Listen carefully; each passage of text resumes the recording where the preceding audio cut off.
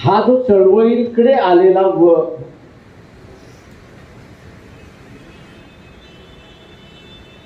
Finances होता, resources होता, त्याचा आम्ही काय केलं? आम्ही आमचं बँकिंग सेक्टर उभं केलं का? तर नाही. आम्ही असं स्मॉल इंडस्ट्रीकडे वळलो का? तर नाही. आम्ही असं सर्व्हिस सेक्टरकडे वळलो का? तर नाही.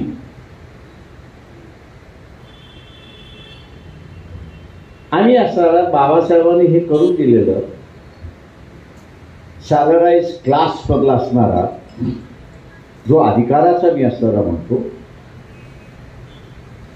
13% आणि 13.5% हा जो पब्लिक सेक्टरच्या माध्यमातून गव्हर्नमेंटच्या एम्प्लॉयमेंटमधून असेल किंवा सेमी गव्हर्नमेंट एम्प्लॉयमधून असेल की जो SC आणि ST कडे वळवला तो आम्ही पूर्णपणे इंग्रजीमध्ये ज्याला शब्द म्हणतो विदर्भे तो आम्ही विदर्भे करून टाकतो. फायदा काय? फायदा काहीच नाही. तेव्हा आम्हाला असं रडायची सवय झाली.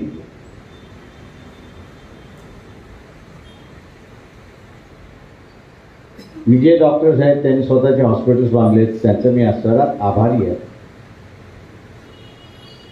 त्यांचं कौतुक करतो मी. जे काही लिमिटेड नॉलेज होतं आणि जे काही लिमिटेड रिसोर्सेस होतं त्यांनी स्वतःचं एक नवीन रिसोर्स उभं केलं आणि सस्टेनेबल मॉडेल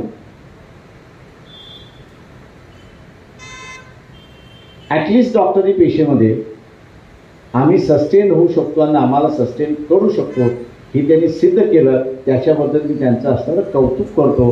ही सगळ्यात महत्त्वाची गोष्ट आहे.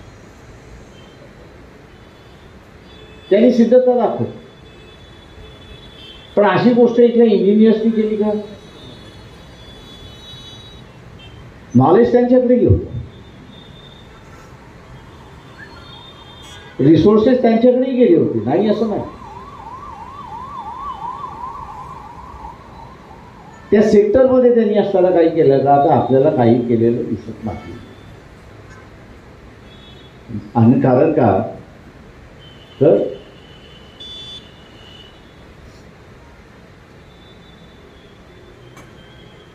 बे नोकरी, 2 दूने 4 नोकरी, 2 त्रिक 6 नोकरी, 2 दूने 7 नोकरी, 2 दूने 8 नोकरी, 2 दूने 10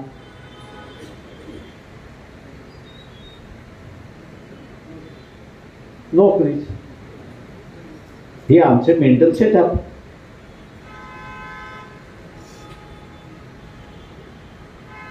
डॉक्टरला कापाकापी शिकायला मिळाली म्हणून त्यांना असताना त्या नोकरीच्या कन्सेप्टमधनं बाहेर पडला आणि तो म्हटला आता मी माझंच उभं करतो.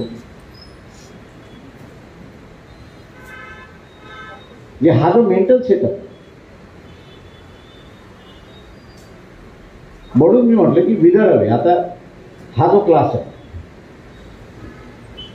की जिथं कामायला सांगितलं की बँका आपल्याला उभ्या करत आहे, 100% खरं आहे.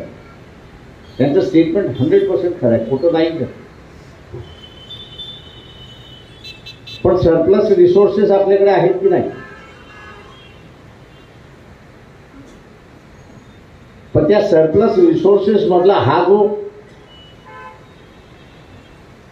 13% मधला क्लास जो आहे याचे एका तरी डोक्यामध्ये कुठे आलं का की माझे जे कलिग आहेत त्यांच्याकडे सरप्लस आहे, त्यांच्याकडे बसून मी असणारा एखादी पतसंस्था सुरुवात करावी.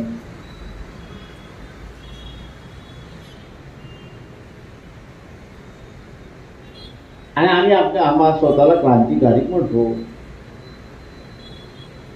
की I am the most revolutionary असं म्हणून आम्ही मोकळो.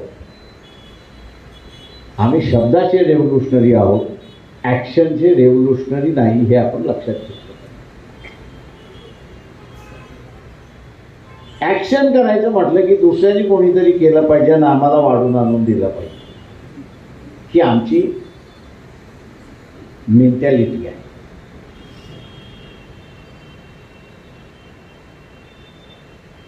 आणि हीच मेंटॅलिटी म्हणून मी म्हटलं बे 2 4 बे 3 10 आमचा शब्द कुठे जातो तो नोकरी.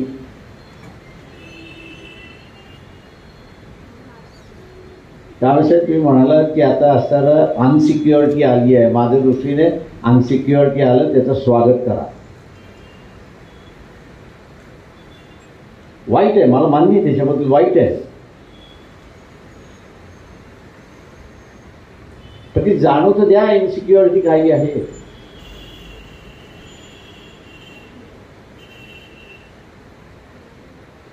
ही इनसिक्युरिटीच माणसाला नाचायला लावते.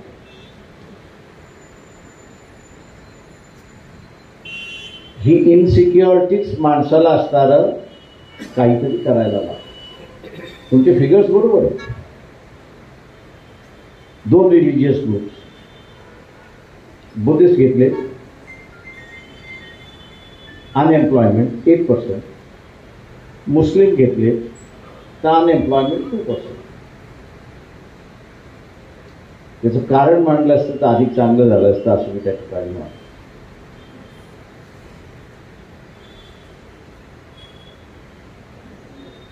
हे 2% मुसलमानांमधलं जे अनएम्प्लॉयमेंट आहे लो प्रमाणात आहे. त्याचं कारण तो काहीही करायला तयार आहे.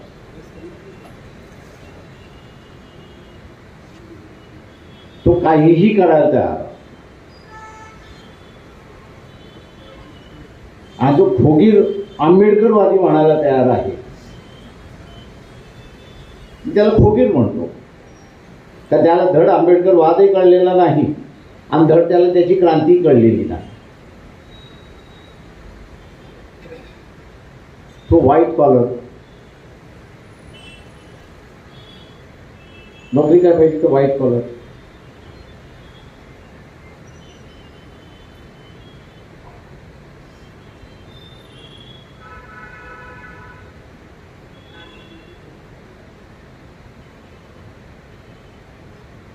तो व्हाईट कॉलर सगळ्यांनाच थोडी व्हाईट कॉलर मिळणार. सिस्टम बदलते. माझ्या कालावधीमध्ये आम्ही BA ची डिग्री घेतली की आम्हाला नोकरी. मला अक्कल असो या नसो,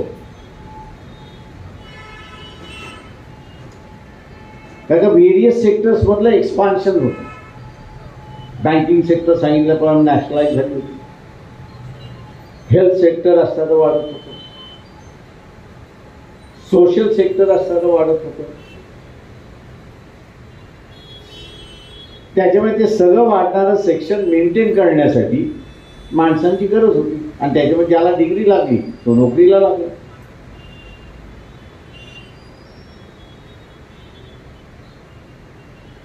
आत्ताच्या फेजमध्ये मी काही जणांना विचारतो तुमच्या पोराला BA ला का पाठवता. मी बाबासाहेब सांगितलं शिकलं पाहिजे. बरं मोठं चांगलं आहे, तेवढं तरी लक्षात राहिलं. पण म्हटलं या BA च्या डिग्रीतून काय मिळणार.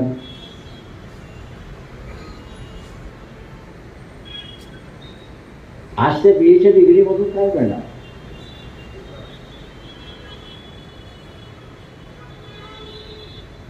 BA ची डिग्री काहीच करू देणार नाहीये. पूर्वी लिखापढी करायला शिकलेला माणूस पाहिजे होता म्हणून त्याला BA झाला म्हणजे त्याला लिखापढी करता येते, इंग्रजी येते त्याला. तो लिखापढीच्या व्यवस्थेमध्ये लागला.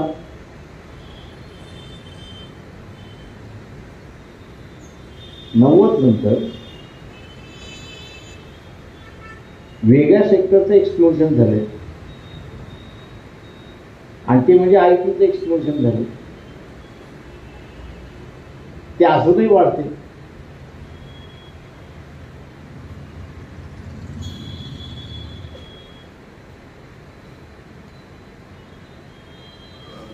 गव्हर्नमेंट ह्या ITच्या सेक्टरमध्ये वळणार नाही.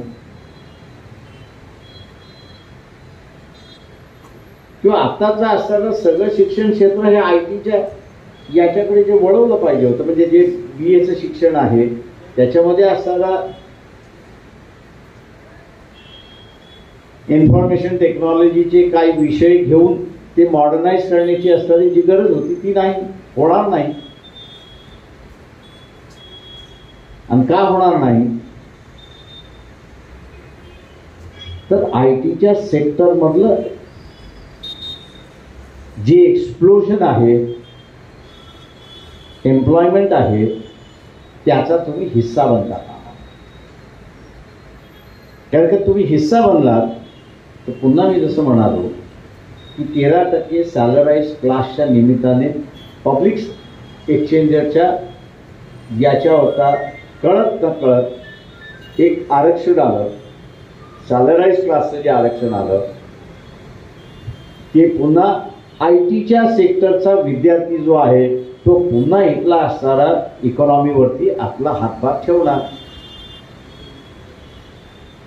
उद्याची सिक्युरिटी ही जातीमध्ये लढण्याची नाही, मूर्खपणाचं लक्षण आहे. अनेक जणांना झोंबणार आहे मला माहिती आहे.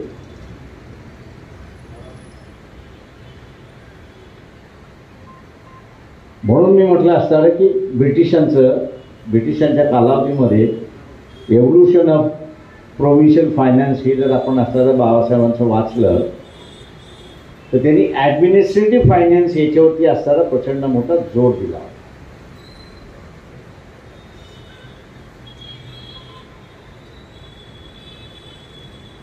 आज गरज आहे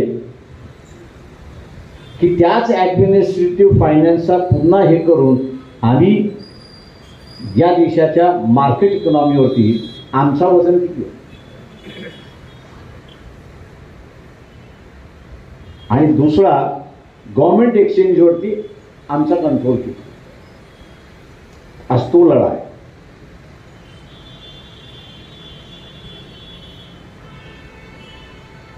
ती फक्त एक आता ते सगळे महार मंडळी जी आहे ती आपल्याला असणारा बौद्ध समजतात आणि मी आंबेडकरवादी आहे असं म्हणतात, पब्लिकली म्हणतात.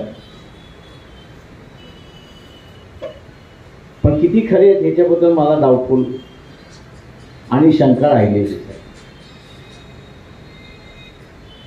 करणी आणि कथनी याच्यामध्ये असणारा प्रचंड मोठा अंतर आहे असं मी त्या ठिकाणी बघितलं. ते जर कदाचित त्यांनी असं मिटवलं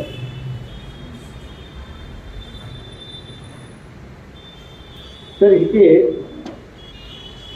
हा जो आंबेडकरवादी आहे आजही मी असं म्हणेन कांबळेंच्या फिगर नंतरही की 20% अनएम्प्लॉयमेंट आहे हे जरी आपण लक्षात घेतलं तर किती इकॉनॉमिक रिसोर्सेस हे तुमच्या हातात आहे याची तुम्हाला जाणीव आहे का?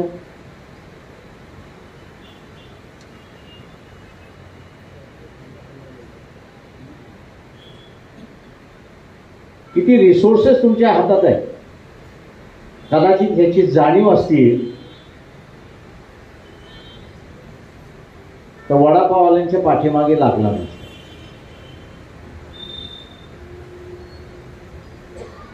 जिथे आम्ही वडापाववाल्यांच्या पाठीमागे लागतो तिथे माझ्या हातात किती इकॉनॉमिक रिसोर्सेस आहे याचीच मला जाणीव नाही.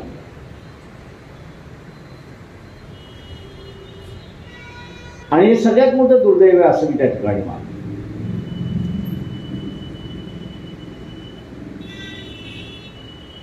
आणि त्याचं सगळ्यात मोठं कारण की मी जातीने झालेलो आंबेडकरवादी, मी विचाराने कधीच आंबेडकरवादी झालेलो नाही.